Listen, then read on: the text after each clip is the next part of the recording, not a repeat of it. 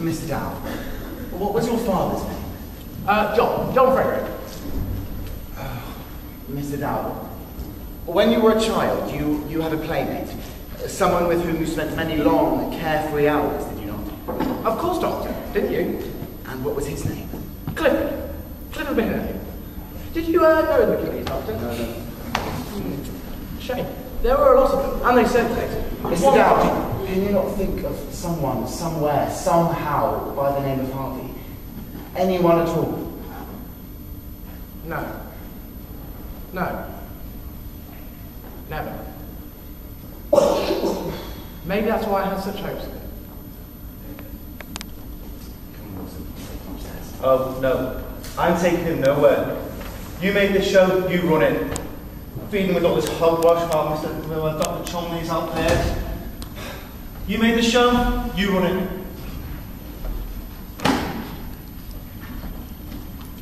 Come on, Mr. Down.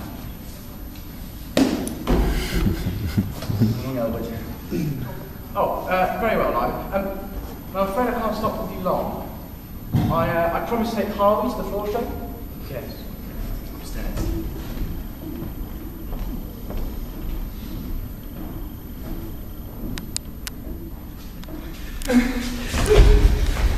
Dr. Chumley, are you all right? Are you all right? All right. Of course I'm all right. I've been followed. Get the door. Who's following you? None of your business.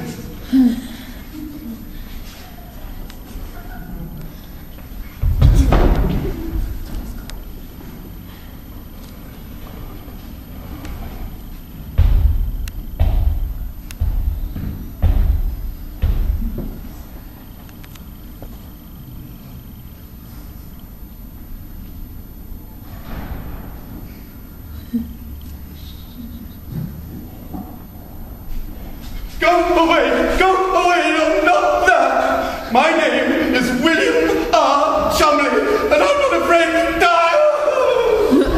Wilson! Yes, Doctor. Wilson! Don't leave me, Wilson. Don't go. No, Doctor. Get that man down out of here. Yes, Doctor. Don't leave me, Wilson. Don't leave. On the telephone.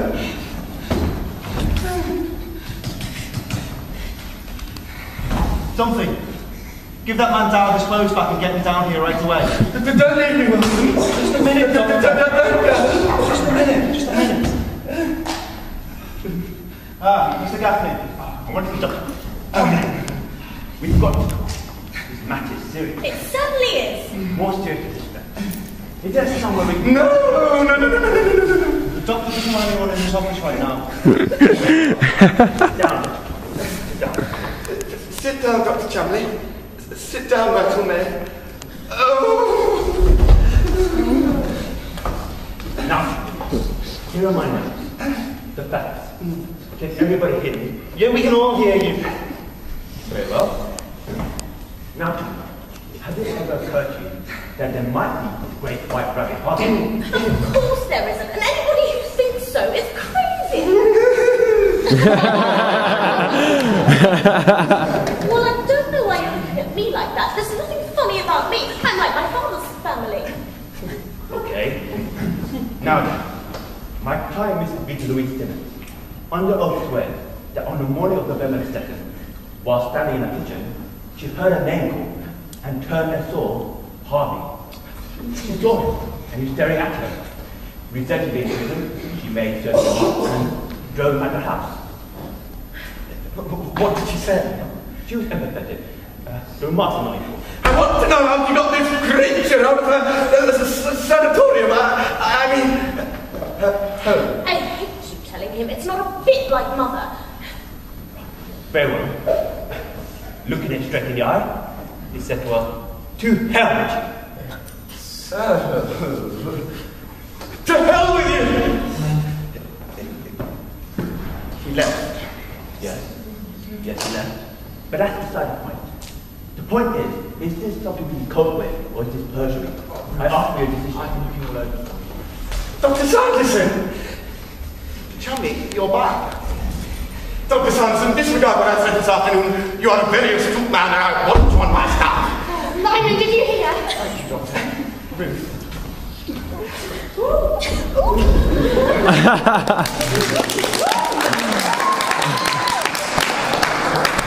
Dr. Chumley, we've just got to keep Uncle Elwood out of here. Yes, it's imperative. I mean, no, of course it's imperative. I want this and gone in the way it was before that man down came out this afternoon. Well, I do know what you mean. You do? Well, it does get on anyone's nerves, the way Uncle Elwood knows what's going to happen before it happens. This morning, for instance, he told us that Harvey told him that Miss McIlhenny's Aunt Rose, she lives next door, would drop in on her unexpectedly tonight. And did she? Well, did she what? Did Aunt Rose drop by just as Harvey said she would? Well, of course she did. Uncle Elwood is always right about these things, but what of it? What do we care about the McIlhenneys? Splice beds. I've been living my life on splice beds. Oh, round corners, a miracle for leaning on lampposts.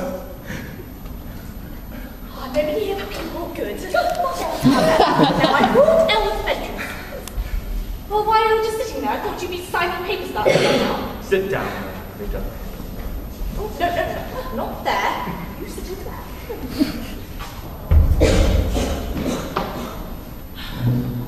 Well, has everything settled?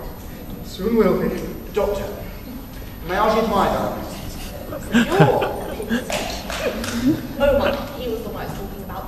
The eyes. It's my opinion that Mr. Dowd is suffering from third-degree hallucination, and that the other party is the victim of autosuggestion. Now, I recommend Formula 977 for him, and plenty of bed rest for... You do?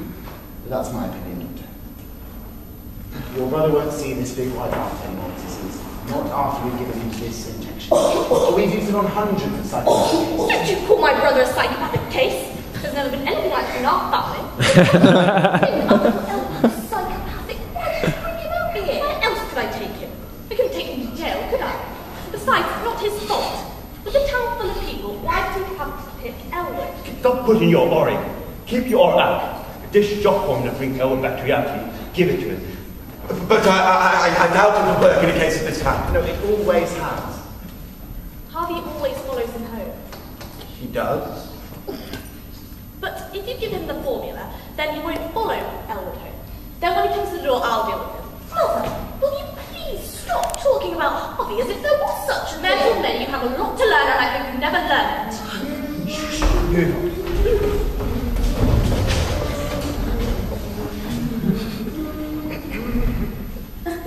Oh, hello everybody.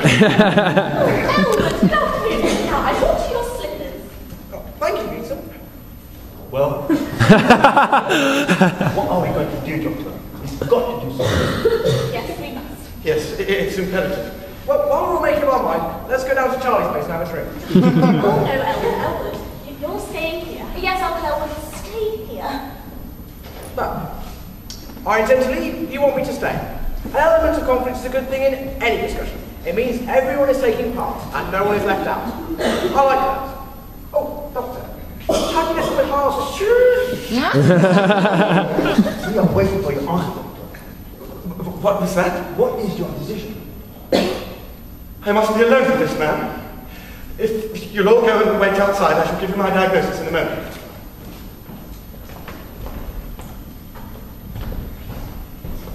We'll all go outside. Elwood, you're staying here.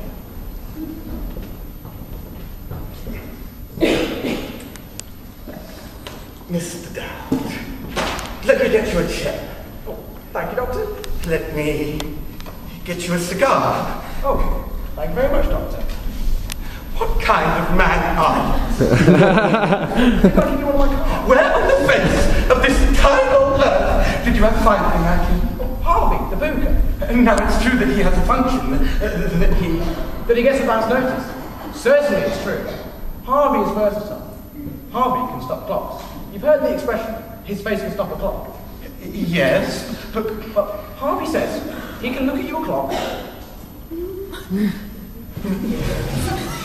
and stop it. And you can go away for as long as you like, as far as you like, with whoever you like, and when you get back, not 1 minute is ticked by. you mean... Yes, Harvey, Einstein has overcome time and space. Harvey has not only overcome time and space, but any objections. And he does this for you? Well, he's perfectly willing to, but up to the present, I've never known anyone ever rather big. You see, I always have a wonderful time wherever I am. I'm having a good time now, Doctor. I know where I'd go. Where?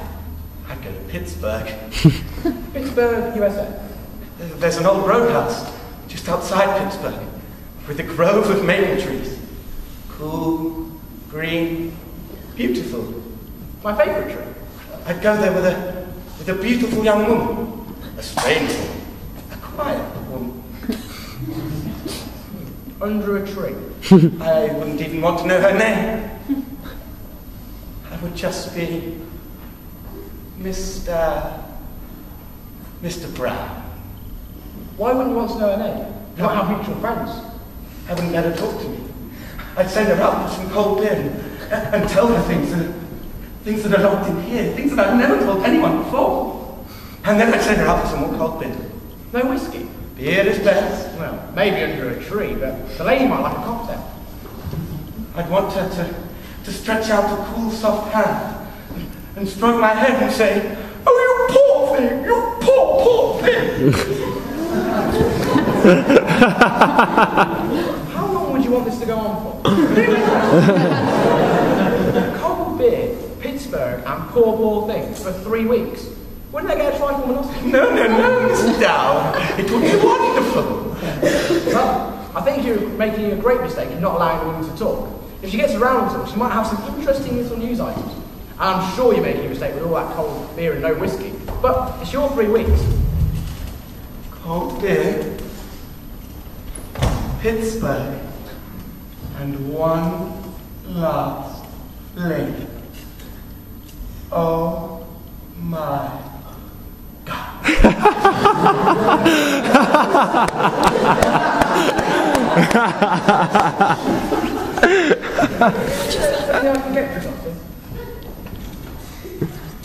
What did you have in mind? I can't leave without saying goodbye to my friend Dr. Sanderson. Dr. Sanderson is not your friend. I want you to know that I alone am your friend. I'm your friend too. Of yours. She's the one who brought you out here this afternoon. She tried to persuade me to lock you up. She's got the safety box. She's got the power of attorney. She was the one who brought you out here this afternoon. We did all that in one afternoon. She certainly is a whirlwind. God, man, have you no right to indignation? Doctor,